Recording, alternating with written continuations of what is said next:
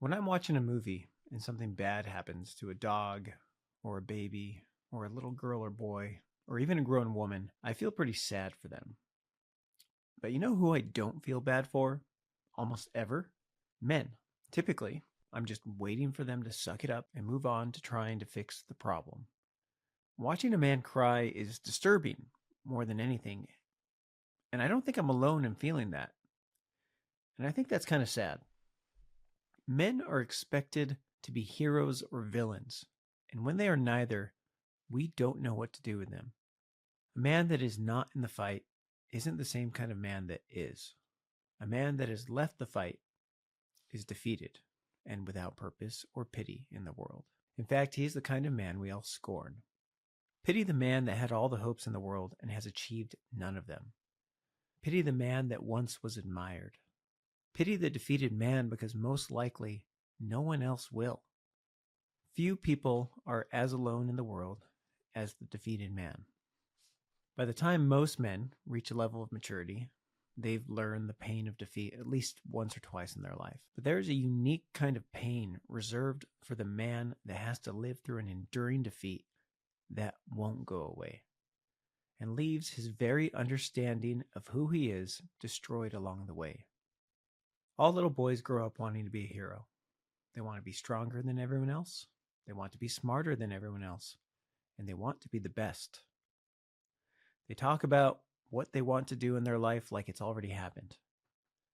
They live in fantasy as much or more than they live in reality. Unfortunately for them, not everyone can be the best. And the world of men, unfortunately, plays out as more of a winner-takes-all scenario. The highest rungs of worldly status belong primarily to men. But so do the lowest rungs of status. Only one person can be the smartest or the strongest.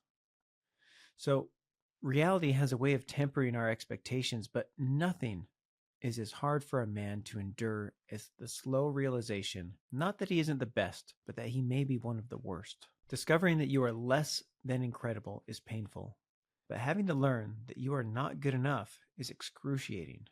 And finding that at the end of the day, you are less of the hero you imagined yourself to be as a child is earth-shattering.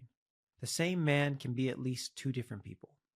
He can be one version of himself when he's winning, and he can be another entirely when he's losing. When a man's losses in life begin to mount, he becomes afraid. He becomes scared to have to return and face his problems, and seeks out distraction from his pain.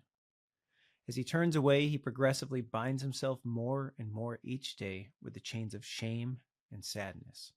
A defeated man can't bear to be seen, and consequently pushes people away by retreating to fleeting pleasures or by compensating through aggressive control. The defeated man is at times detestable, not because he is defeated, but because a defeated man is quick to anger, more sensitive to insult, and more insecure about his position in life. His thinking becomes more and more short-sighted, and his capacity to work becomes reduced, or he becomes obsessive about it. He often becomes the man that can't hold a job and seeks solace in immediate gratification from the things in the world that only bring more pain later. Every man will face some defeat in his life, but only some men have the unfortune of experiencing total defeat. I've certainly felt defeated at times in my life, and I've known to some degree what it feels like to have your understanding of yourself be shattered as you find that you do not make the cut. But I have never felt the sting of feeling completely unnecessary to the world like some men have. Men are inherently doers, and as such their value in society is tied to their ability to produce. And when a man no longer feels needed or even wanted, he experiences a humiliation that goes bone deep. When you grow up thinking you will be Superman, but are disappointed in life to find you cannot even get a job as a henchman for the bad guy, the very soul of that man weeps. Everyone is there for the man that is trying to claw himself out of that situation. But no one is there for him when he is in the depths of it, because a defeated man doesn't want to be seen and finds a way to push everyone else away. But even if he didn't, a defeated man is not someone we want to acknowledge. The very existence of such men causes the rest of us to become all too aware of our own insecurities, and as a result, we are unable to see his pain. There are a lot of ways to defeat a man, and you will find that the shape of that defeated man may not always fit your expectations. He may have been defeated in his workplace. He may have been defeated by his spouse. He may have been defeated long ago by his parents, or he may have been defeated back in school. A defeated man may be rich, he may be handsome, he may be poor and ugly, but regardless what shape the defeated man takes, they all feel the stinging pain of failure and haven't found a way to get back to their feet. But regardless of what shape he takes, he is feeling the stinging pain of failure and hasn't found a way to get back on his feet. The defeated man is in constant pursuit of relief from his pain, which he may find by belittling others, shouting at others, hiding from others, by drinking, smoking, through an obsessive commitment to work, or by chasing arousal by any means necessary. The defeated man doesn't want your help so much as he wants you to find a reason to love him. He wants to know that there is a part of him that is worthy of love and of admiration. He wants you to look past his flaws and see something in him that is good. But showing love to a defeated man is like hugging a porcupine. Sometimes all we can do is to stand at arm's length and to give them our hope.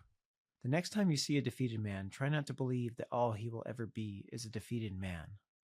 Because if you saw him before he was defeated, you would have seen a different man. And just as a winner can begin to lose, so too can the losing side begin to win again. You cannot give a defeated man success because no one has the capacity to give that to him other than himself. The more you give a defeated man, the more you take from him. The path of the defeated man is a lonely one that only he can walk. But if he so happens to find himself on the other side of his failure, there is no better man on earth. So I hope in a way that all men have the opportunity to walk through the mire of deep failure, so that we might know what it feels like to be truly successful. There is no man more successful than the one that has failed first.